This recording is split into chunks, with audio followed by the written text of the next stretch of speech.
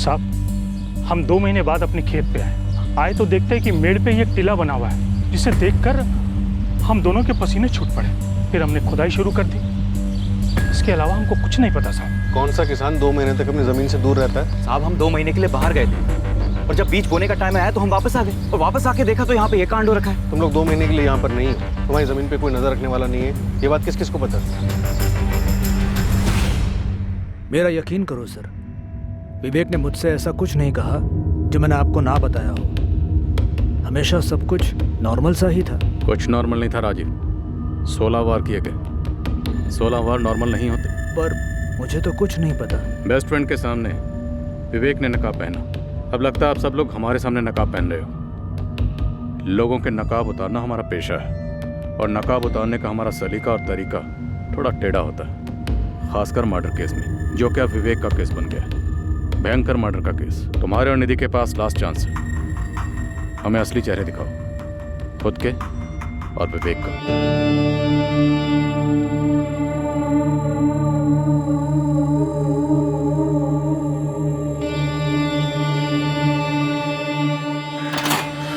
Police ने मुझे पूछताछ के लिए बुलाया है। बुलाया तो मुझे भी है, and I am sure Ragini और काजल को भी बुलाया होगा। मतलब हम चारों से अलग अलग बात कर रहे हैं। हाँ तो करने दो। हम जो जानते हैं, जो अभी तक कहते आए हैं, आगे भी वही कहेंगे। सर, वो 2 किसान भाई मुश्ताक और जावेद, दोनों का कहना है कि उन्हें कोई अंदाजा नहीं है कि उनकी जमीन का इस्तेमाल किसने किया विवेक को दफनाने के लिए। उनके आसपास किसी का विवेक से कोई कनेक्शन? दूर का ही सही। वही तो हैरत की बात है सर। पूरे गांव में क्वेश्चनिंग थी, लेकिन किसी ने विवेक का नाम तक नहीं सुना और किसी का इंश्योरेंस या इन्वेस्टमेंट से कोई लेना देना। 99.99% ये इनसाइड जॉब। ये मर्डर किसी अंदर वाले ने किया। अब ये अंदर वाला या तो घर में से कोई है या ऑफिस से।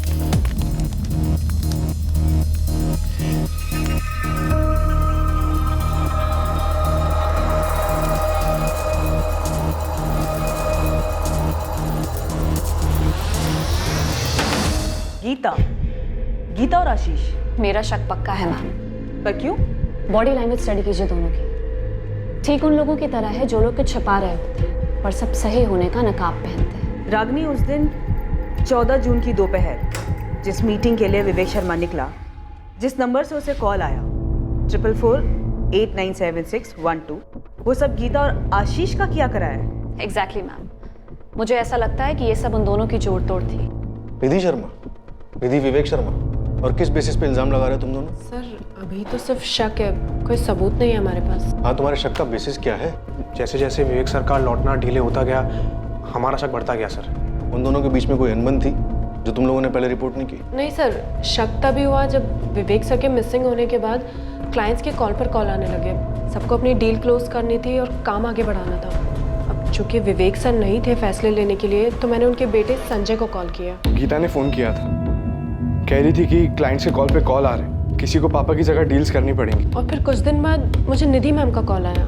गीता, ध्यान रहे, हाथ से एक भी क्लाइंट जाना नहीं चाहिए और ना ही कोई क्लाइंट डिस्टर्ब हो। जी मैम, आई अंडरस्टैंड, बट उसके लिए सिग्नेचर्स लगेंगे, अप्रूवल्स लगेंगे। कंपनी में मेरा भी नाम है ना एज अ पार्टनर। जी मैडम। तो मैं साइन करूंगी, मैं अप्रूवल्स दूंगी। तुम अपना काम एज यूजुअल कंटिन्यू करो। उनकी आवाज़ इतनी नॉर्मल, इतनी रोज़मर्रा वाली थी, मानो प्रिपेयर थे इस सिचुएशन के लिए।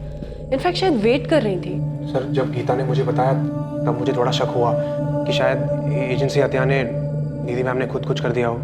और जब 3 दिन तक विवेक सर लौटे नहीं, तो मुझे फीलिंग आने लगी कि शायद अब वो नहीं रहे। और ये जो फीलिंग है तुम्हारी, ये तुम लोगों ने अपने तक रखी, हमें बताना जरूरी नहीं समझा?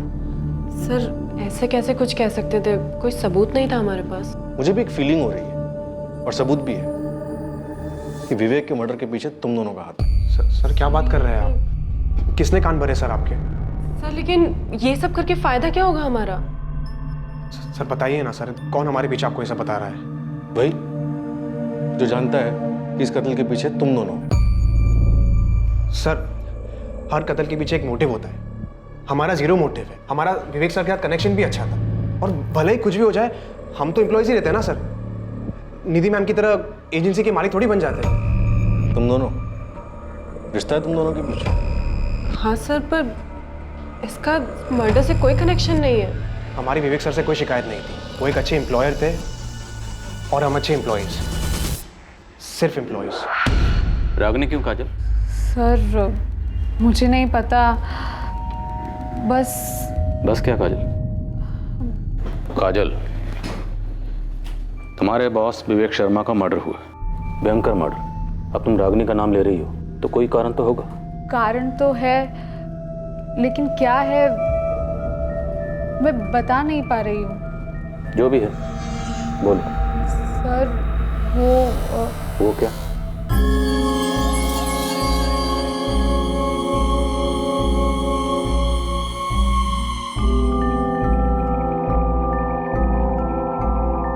सर वो सब जानती है, मर्डर कैसे होता है, क्यों होता है, आप लोग आगे क्या करेंगे सब जानती है वो। कैसे? कहने को तो कहती है कि क्राइम शोज देखकर सब पता चला है, लेकिन मुझे ऐसा लग रहा है कि वो इन्वॉल्व्ड है, इसीलिए वो गीता और आशीष के नाम भी ले रही है। तो तुम्हें लगता है कि वो गीता और आशीष का नाम लेकर खुद का जुर्म छुपा रही है? बॉडी लैंग्वेज ठीक उन लोगों की तरह है जो लोग कुछ छुपा रहे होते हैं पर सब सही होने का नकाब पहनते हैं। सबके सब गेम खेल रहे हैं। रागनी कह रही है गीता आशीष, गीता आशीष कह रहे हैं वाइफ निधि शर्मा, और काजल कह रही है कि रागनी मास्टरमाइंड है। सर वो बच्चों की बर्थडे पार्टी में गेम्स नहीं होते, वो पासिंग पार्सल, म्यूजिकल चेयर्स, ये सब के सब ऐसे ही ड्रामा कर रहे हैं। सबके सब एक दूसरे को संदिग्ध बना रहे हैं, पर किसी का भी क्लियर मोटिव समझ में नहीं आ रहा है। जैसे ही विवेक की बॉडी मिली, मिसिंग से केस मर्डर का बना, सबके इक्वेशन बदल गए। सब ऑर्केस्ट्रा में होता है ना, कंडक्टर का इशारा होते ही पहला इंस्ट्रूमेंट बजाता है, फिर दूसरा, तीसरा, फिर सब मिलके। पर निमिता सवाल ये है कि ऑर्केस्ट्रा कंडक्ट कौन कर रहा है? जैसे ही विवेक की बॉडी मिली, मिसिंग से केस मर्डर का बना, सबके इक्वेशन बदल गए। सब ऑर्केस्ट्रा में होता है ना, कंडक्टर का इशारा होते ही पहला इंस्ट्रूमेंट बजाता है, फिर दूसरा, तीसरा, फिर सब मिलके। पर निमिता सवाल ये है कि ऑर्केस्ट्रा कंडक्ट कौन कर रहा है?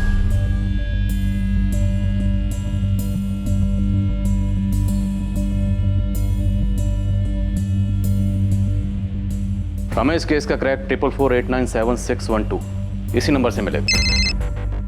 हाय, क्या हाल है? एक मंच तैयार किया गया। 1 महीने के टाइम में एक ऐसी पटकथा लिखी गई जिसमें विवेक शर्मा को फंसाया गया। और सवाल यह है कि विवेक शर्मा फंसा क्यों?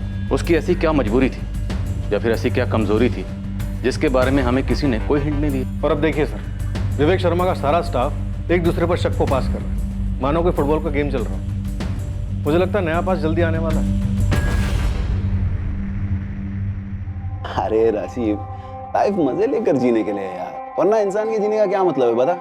इंसान है ना, सिर्फ परफेक्ट होने का सपना देख सकता है, लेकिन वो कभी परफेक्ट नहीं होता। वो सही और गलत दोनों करता है, सही का पलड़ा भारी रहे। जैसे मेरा है दोस्त। इस तरह बातों से जस्टिफाई करने से जो गलत किया है वो सही नहीं बन जाता। तू जानता है तूने कुछ तो गलत किया है। गलत वो होता है जो किसी को हर्ट करे। अगर किसी को कुछ पता ही नहीं तो हर्ट होने का सवाल ही कहाँ उठता है। एक चीज होती है भाई, भरोसा, विश्वास, जो तुझ पर एक नहीं 2-2 लोग करते हैं, निधि और संजय। और मैं तुझ पे भरोसा करता हूँ, इसलिए तुझे सब कुछ खुल के बताता हूँ। असली फ्रेंड मानता हूँ तुझे। मैं तेरी भाषा में बोलता हूँ। भरोसे का इन्वेस्टमेंट प्लान एक बार फेल हो गया ना, तो दुनिया की कोई भी इंश्योरेंस उसे कवर नहीं कर सकती। ये पकड़े जाने का रिस्क मत ले यार, सेफ खेल। पकड़े जाने का रिस्क लिया तो उस रिस्क का डैमेज क्या होगा, कितना होगा, ये तेरी असेसमेंट के बाहर है विवेक। तू क्या, ये अंदाजा कोई नहीं लगा सकता।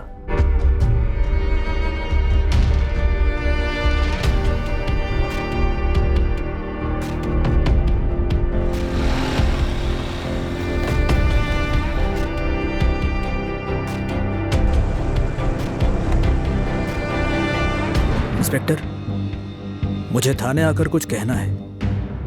विवेक की एक सीक्रेट थी। वो तो होना ही था। मैं बस इंतजार कर रहा था कि कब कोई सामने आकर इसका खुलासा करेगा। सर, जब वो गायब हुआ तब मुझे ऐसा नहीं लगा था कि उसकी सीक्रेट का उसके गायब होने के साथ कोई कनेक्शन होगा। अब ये केस विवेक के गायब होने का नहीं, विवेक के मर्डर का। विवेक अब लौटने वाला नहीं। अब तुम जो भी बोलोगे वो विवेक को दर्द नहीं देगा, बल्कि उसे इंसाफ देगा।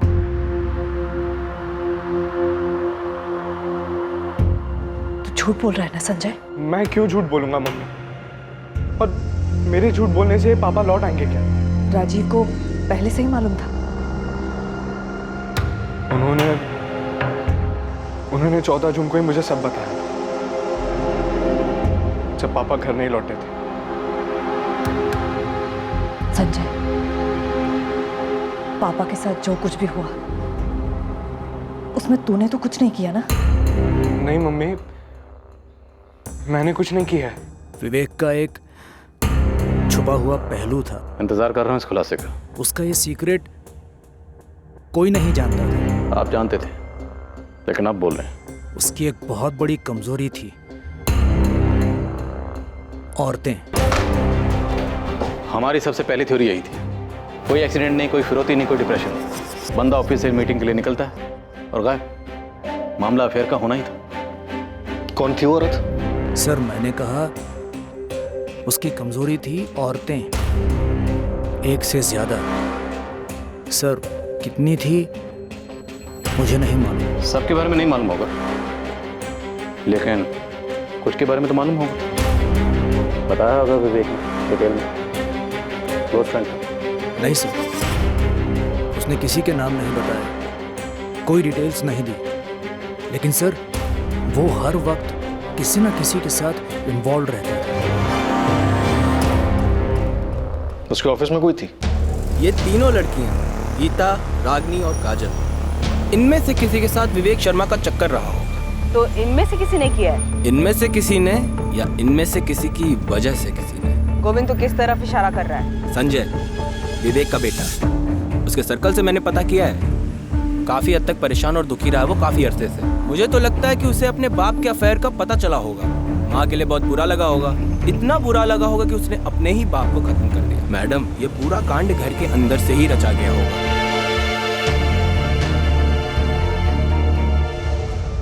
राजीव दुबे, पता मुझे क्या लगता है? तुम ये सब कुछ जो कह रहे हो कि विवेक वुमेनाइजर था, दरअसल ये तुम्हारी गुगली है हमें गुमराह करने के लिए। नहीं सर, मैं सच कह रहा हूँ। तुम्हारी गुगली नो बॉल। सच ये है कि विवेक के मर्डर में तुम भी शामिल हो। नहीं सर, बिल्कुल नहीं। सर, विवेक मेरा दोस्त था। इसी दोस्ती की वजह से मैंने निधि को कुछ नहीं बताया। सर, उसे बहुत गहरा जख्म होता। 16 वार विवेक की बॉडी पर 16 गहरे वार किए गए थे। और इतनी नफरत कोई करीबी कर सकता है। एक करीबी निधि थी और दूसरे तुम दोनों ने मिलकर अपने रास्ते का कांटा हटा दिया। नहीं सर। किसके जरिए तुमने विवेक को फांसा था? ये क्या बकवास कर रहे हैं? सुनो बकवास। तुमने 1 महीना पहले किसी के जरिए विवेक को दाना डाला था। मिस्टर विवेक, हाँ, हमारी कंपनी ने एक ज़मीन ली है फैक्ट्री डालने के लिए, तो उस ज़मीन के इंश्योरेंस की बात करनी थी। श्योर मिस्टर नीलेश, मार्केट में सबसे बेस्ट ऑफर हम आपको दे सकते हैं विद अ कॉम्प्रिहेंसिव प्लान। आप असेसमेंट के लिए जल्द से जल्द हमारी ज़मीन कब तक देख सकते हैं? आप बताइए। 1 हफ्ता। डन। आप डेट फिक्स कीजिए, मैं रेडी रहूँगा। जिसको तूने ये काम सौंपा था वही विवेक को उसकी मौत के मुंह तक लेकर गया। मिस्टर विवेक जी, मैं आपका इंतजार करता हूँ। क्या आप आ सकते हैं अभी? हाँ, मैं 10-15 मिनट में निकलूंगा। मिलते हैं हम।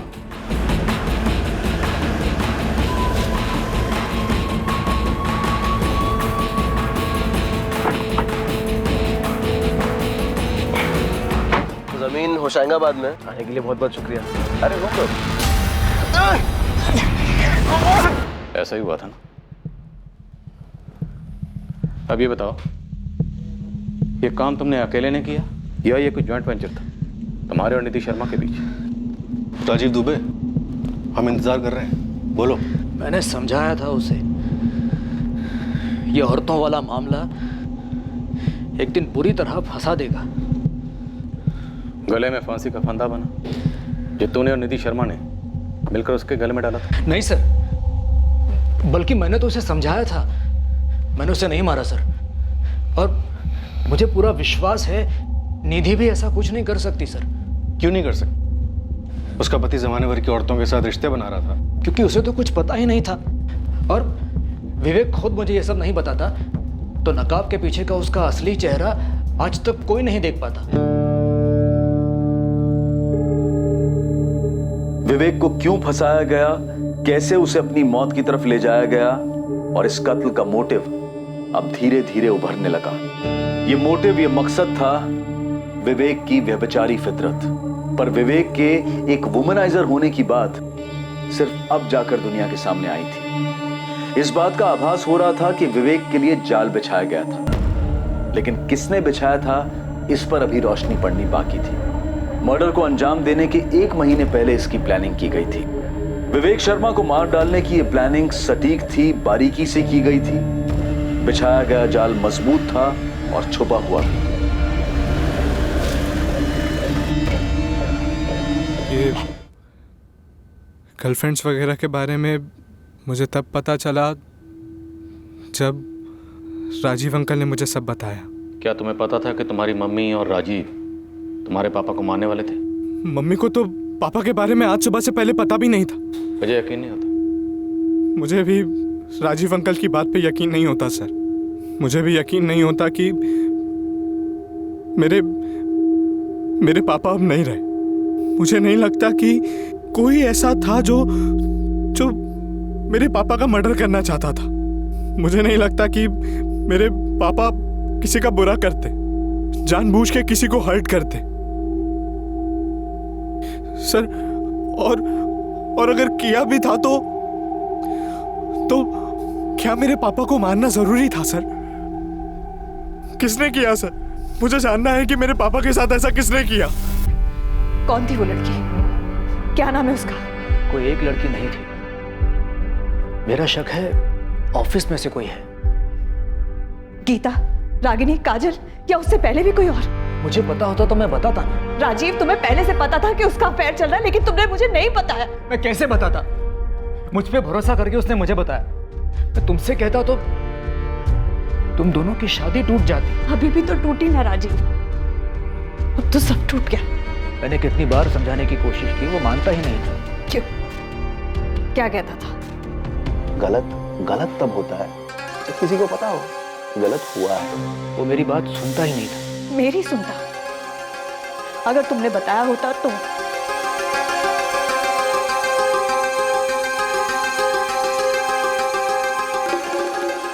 वो उन लड़कियों के साथ सिर्फ सोता था कि किसी से प्यार भी करता था?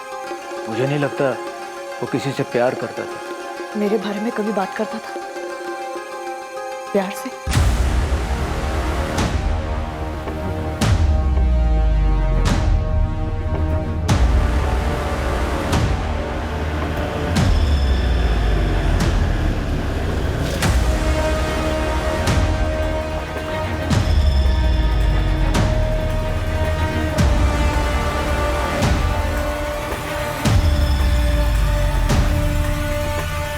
गाड़ी मिल गई है सर, विवेक शर्मा की, MPCX I407X। हबीबगंज में मिली? हाँ सर, कई दिनों से रोड साइड पार्क थी।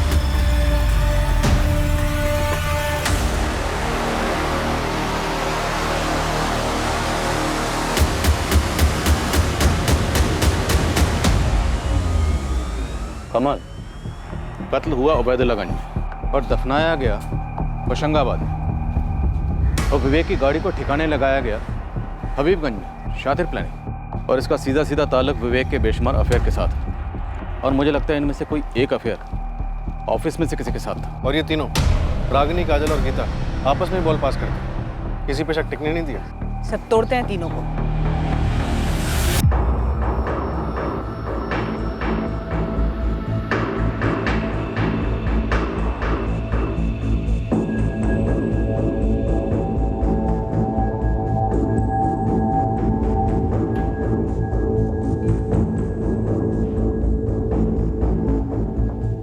यार, कार तो एक ना एक दिन सामने आनी थी ना।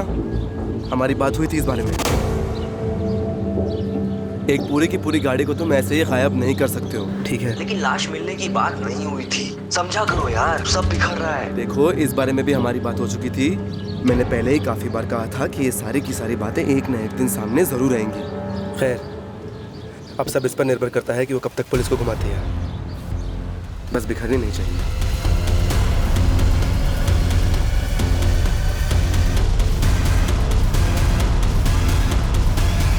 मैं कबूल करती हूँ, विवेक सर और मेरा अफेयर था।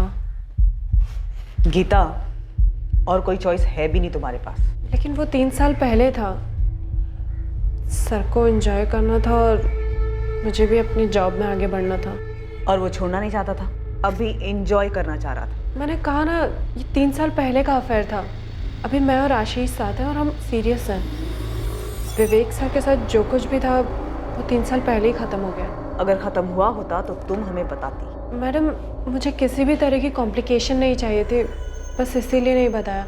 नोट कर लो तो, यही बात रागिनी बोलने वाली है। मुझे मालूम था गीता का अफेयर था विवेक सर के साथ, इसलिए मैंने कहा था कि उसने और आशीष ने मिलकर कोई प्लानिंग की। और तुम्हारा कुछ नहीं था तुम्हारे विवेक सर के साथ? नहीं सर, मैं इतनी बेवकूफ़ नहीं हूँ कि ऑफिस में बॉस के साथ रोमांस करूँ। हाँ, पर उन्होंने ट्राई ज़रूर किया था। रागिनी,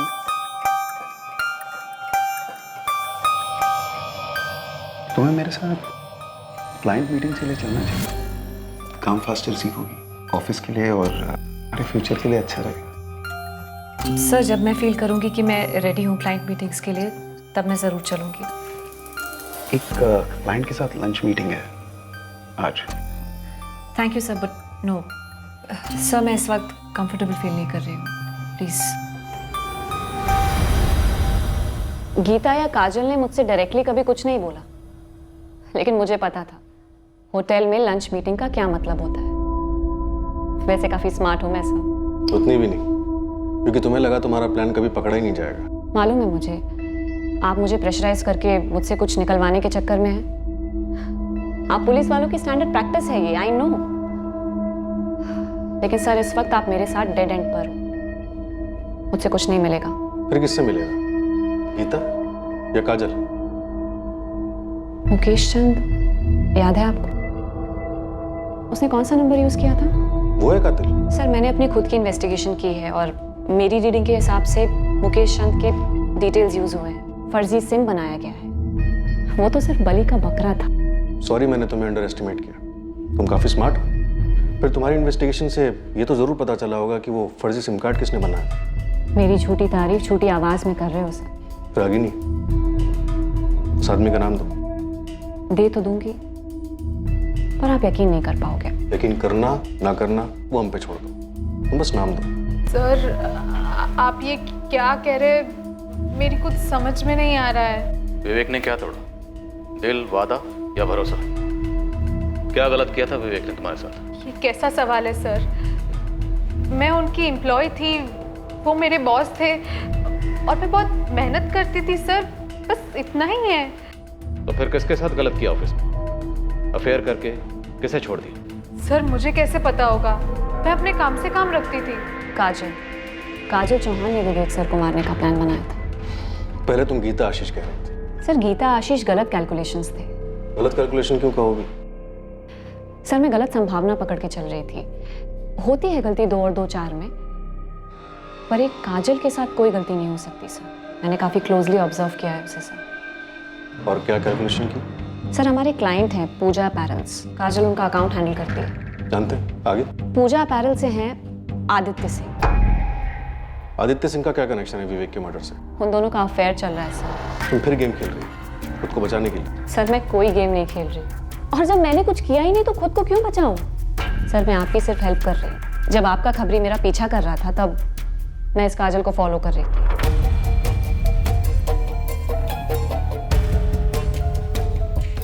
वो ऑफिस मीटिंग्स के अलावा बाहर मिलते हैं। विवेक सर के गायब होने के बाद रोज मिल रहे थे और दोनों काफी नर्वस लग रहे थे। इस काजल का बड़ा भोला भाला चेहरा है सर, लेकिन आप उसके चेहरे पर मत जाइए, वो सिर्फ एक नकाब है।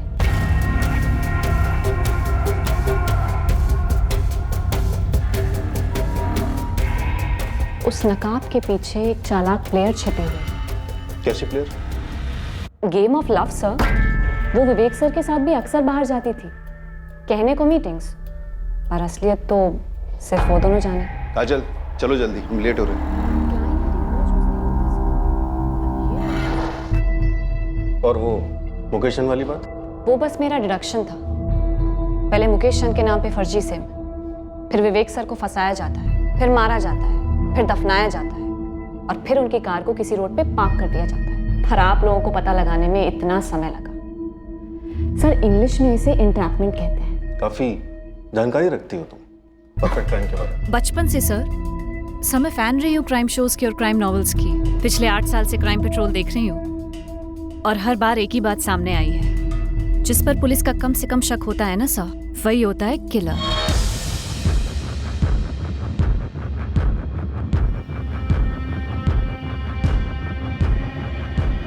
अभी भी संदिग्धों का फुटबॉल पास चल रहा है, लेकिन कोई गोल नजर नहीं आ रहा। और ये गोल जरूर किसी ऑफिस वाले ने स्कोर किया है।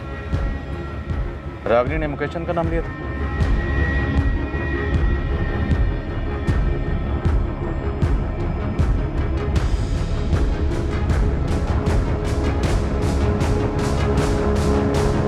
वो तो ऑफिस में सबका नाम लेती रहती है, गोल गोल बातें करती है। अजीब कैरेक्टर है उसका। यस सर, मुझे भी थोड़ी ऑफ लगती है वो।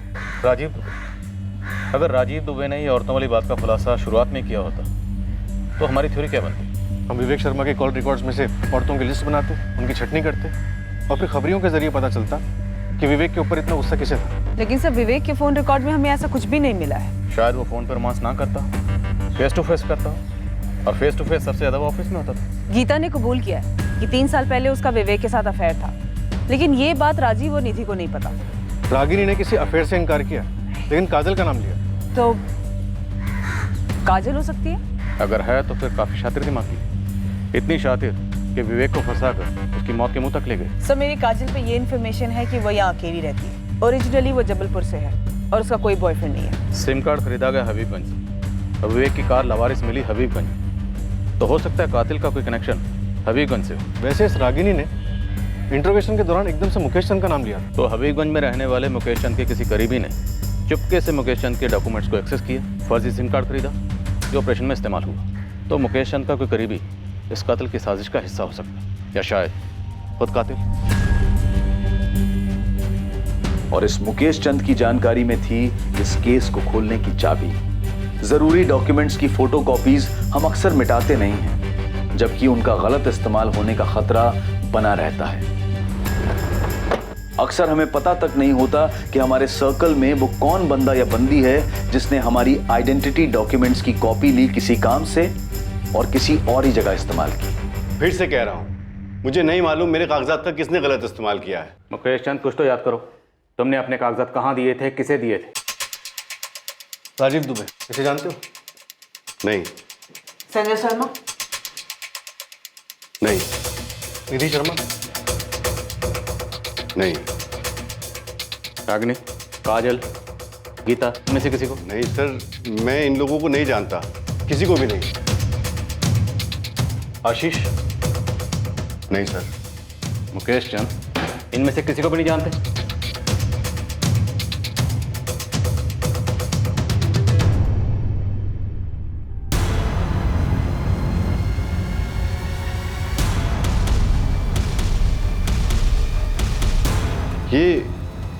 ये तो आदित्य है सर, मेरा पड़ोसी है।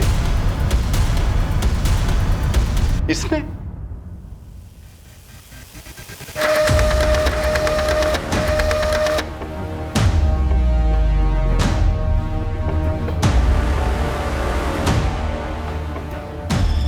सर इस रागिनी ने तुक्के में मुकेश चंद का नाम उछाला था और हमने कैच कर लिया। इस आदित्य कोई पार्टनर, कोई साथी था? सर एक नाम है नीलेश कुमार।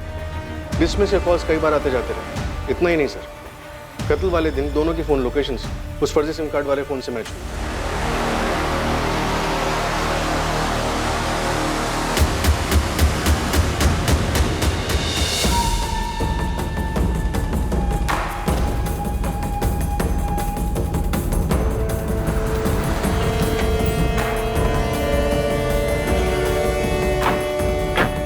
आने के लिए थैंक यू विवेक। अरे कोई नहीं।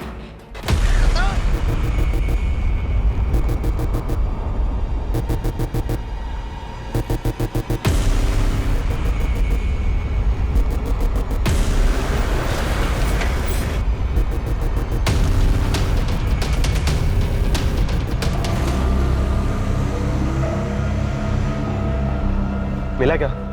इसमें कुछ भी नहीं है यार। अरे देख उसके पर्सनल फोल्डर्स में देख, यहाँ पे भी नहीं है। अरे होगा अंदर, देख अच्छे से छान कर।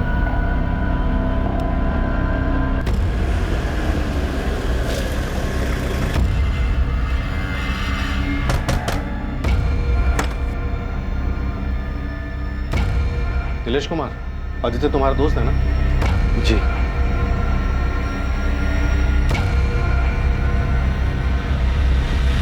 आओ आदित्य, बैठो। क्यों लाया गया मुझे यहाँ? बैठो। पहले बताओ। ओए, बैठ। अरे सर आप पूछिए ना जो पूछना है। चल बैठ बैठ।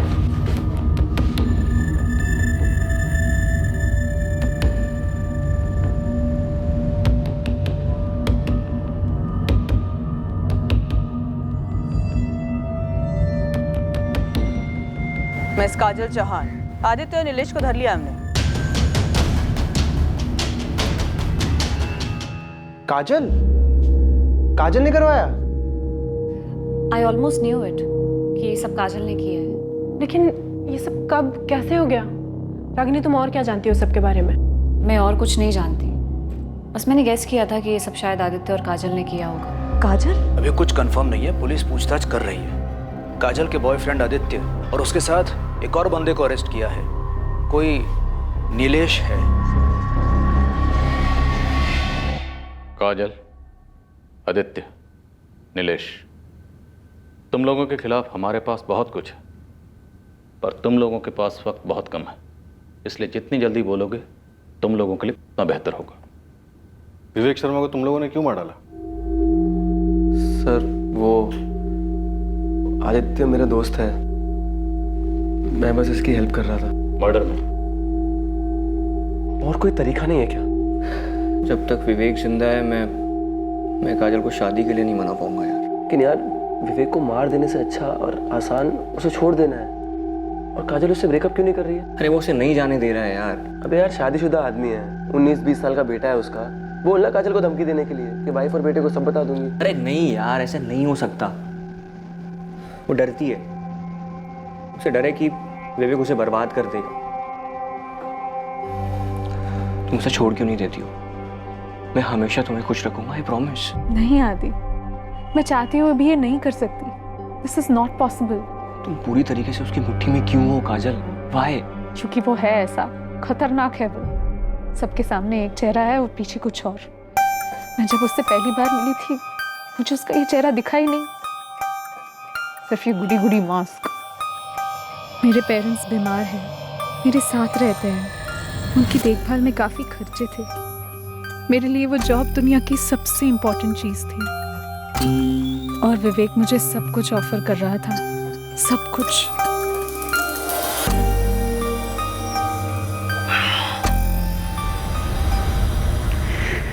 विवेक, तुम शादीशुदा हो। मेरी शादी बेमतलब की है, तुम जानती हो। 19 साल का बेटा है तुम्हारा। तू मेरी अपनी जिंदगी है, तुम्हारी भी तो है। ये सीरियस हो सकता है। होने तो किसी को पता लग सकता है। किसी को कुछ पता नहीं चलेगा, ये सब हम दोनों के बीच में ही रहेगा, प्रॉमिस। मैं रिलेशनशिप में बंध गई थी विवेक के साथ। मुझे कोई आइडिया नहीं था हमारा रिश्ता कहाँ जा रहा है।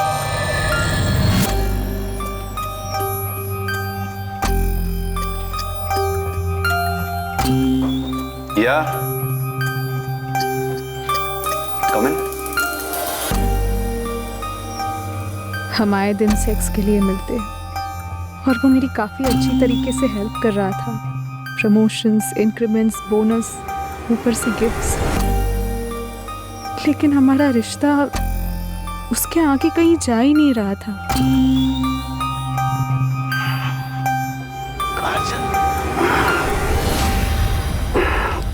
विवेक, मुझसे शादी करोगे? तुम जानती हो मैं शादीशुदा हूँ। मैं ये भी जानती हूँ कि इस बेड पर 3 साल पहले मैं नहीं, गीता हुआ करती थी। इस रिश्ते के बनने से पहले हमारी क्लियर कट बात हुई थी। मैंने कहा था सीरियस हो सकता है और तुमने कहा था होने दो। विवेक, अब मैं हूँ सीरियस तुम्हारे साथ। मैं तुम्हारे साथ पूरी लाइफ शेयर करना चाहती हूँ, सिर्फ 1 घंटे के लिए नहीं। सिर्फ ये 6x6 का बेड शेयर करना नहीं चाहती, मैं पूरा घर, पूरी जिंदगी शेयर करना चाहती हूँ। ये कभी नहीं होगा। तो आज तक इस कमरे में जो होता आया है वो भी अब कभी नहीं होगा। क्यों? कोई और है तुम्हारी लाइफ में? हो सकता है, नहीं भी हो सकता है, लेकिन एक चीज क्लियर है, मैं ऐसे कंटिन्यू करना नहीं चाहती। जहां हमारे रिश्ते की बाउंड्री है 6x6 का बेड है और कुछ नहीं। कौन है वो? कौन है तुम्हारी लाइफ में? वो तुम्हें ब्लैकमेल कर रहा है और तुम उसके हाथों की कठपुतली बने जा रही हो। मैं ऑलरेडी कठपुतली हूँ आदित्य, और वो छोड़ने के लिए तैयार ही नहीं है। तुम किसी और से प्यार करने लगी हो, ब्रेकअप चाहती हो? हाँ। तुम्हें याद है वो वीडियोस जो हम बनाते थे होटल रूम में वाले वीडियोस? वो ब्लैकमेल, धमकी दे रही हो मुझे विवेक? ना ना ना ना, रियलिटी। तुम मुझे छोड़कर जाने की सोचना भी मत काजल। तुम जहां भी जाओगी ना, मैं तुम्हें ढूंढ निकालूंगा और बर्बाद कर दूंगा।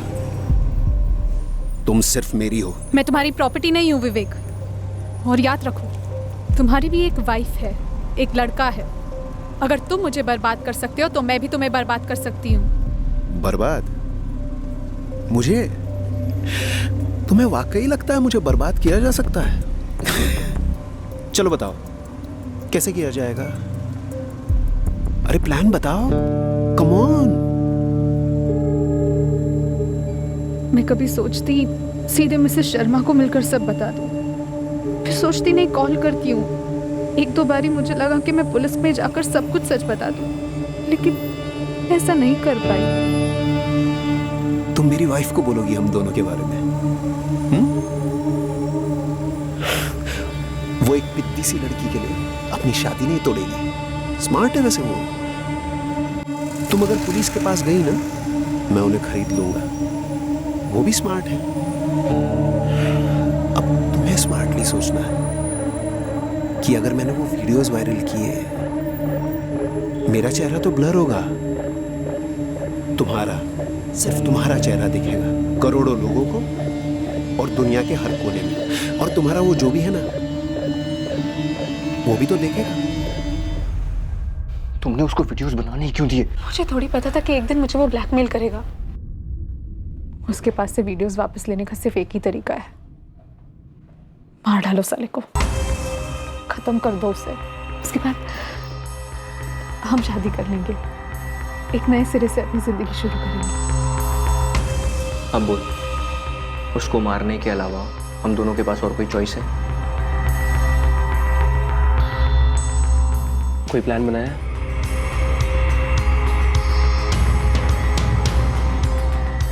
सबसे पहले हमें विवेक को फंसाना होगा।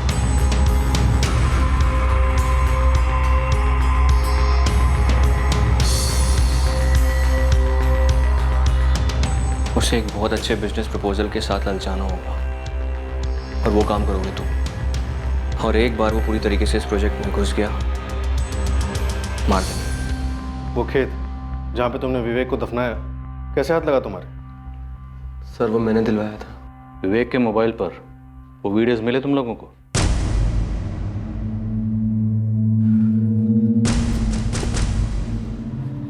हो गया। हाँ, लेकिन काजल, क्या? तुम दोनों की क्लिप्स नहीं थी उसके फोन में। सिम निकाल दिया इसमें से, मैंने एक बार चेक कर लो। ये कैसे हो सकता है? उसने कहा था उसी के पास है क्लिप्स। हो सकता है उसने कहीं और सेव कर दी और इसमें से डिलीट कर दी। उस दिन से टेंशन में हूँ कि मर्डर के अलावा ये क्लिप्स कहीं लीक हुए तो। काजल, तुम्हें विवेक की पत्नी से बात करनी चाहिए थी, या फिर पुलिस की मदद लेनी चाहिए थी। समझदारी से तर्क पे तर्क नहीं कर पाई उस समय में, और उसने भी तो इतना बड़ा रिस्क लिया था। शादीशुदा होने के बावजूद मुझे ब्लैकमेल कर रहा था। मैं जिद नहीं कर रही थी शादी के लिए, बस उसके चंगुल से बाहर निकलकर आज़ाद होना चाहती थी, लेकिन वो छोड़ ही नहीं रहा था। माना विवेक ने तुम्हारे साथ जो किया वो गलत था, लेकिन उस गलत को सही करने के लिए तुम लोगों ने जो तरीका ढूंढा वो भी गलत था। एक ऐसा तरीका जिससे किसी का भला नहीं हो, ना तुम्हारा, ना तुम्हारा और नीलेश, ना तुम्हारा। अब समझदारी से तर्क वितर्क करने का तो वक्त है नहीं। अब तुम लोगों ने जो किया है उस पर विचार करने का काफी वक्त मिलेगा।